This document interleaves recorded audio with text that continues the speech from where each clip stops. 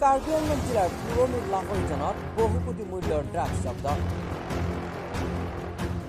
জোৱানিয়া 4 কোটিৰ অধিক মূল্যৰ নিষিদ্ধ ড্ৰাগছসহ 2জন সৰবৰাহকাৰীক আটক কৰে পুৰণি লাহৰীজন পহৰা আৰক্ষীয়ে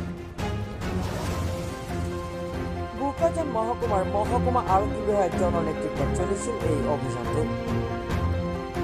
অসম নাগালেণ্ড সীমান্ত পুৰণা লাহৰীজন আৰক্ষীয়ে মণিপুৰৰ পৰা ডিমাপুৰ গুৱাহাটী অভিমুখী AR-20-2700 নম্বৰ এখন নৈশ বাছৰ পৰা জব্দ কৰিবলৈ সক্ষম হয় বৃহৎ পৰিমাণৰ ড্ৰাগছ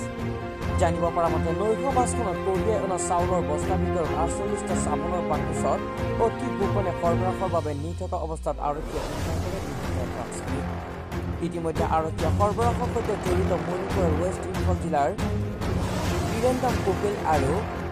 ইৰেংমা বাবু সিং নামৰ 2জন সৰবৰাহকাৰীক আটক কৰিছে বুলি জানিব পৰা গৈছে কাৰ্বি আংলং আৰক্ষীয়ে নিশা জব্দ কৰা ড্ৰাগছখিনিৰ ওজন 584 গ্ৰাম হোৱাৰ বিপৰীতে জব্দকৃত ড্ৰাগছখিনি বজাৰ মূল্য প্ৰায় 4 কোটিৰো অধিক হ'ব বুলি অনুমান কৰা হৈছে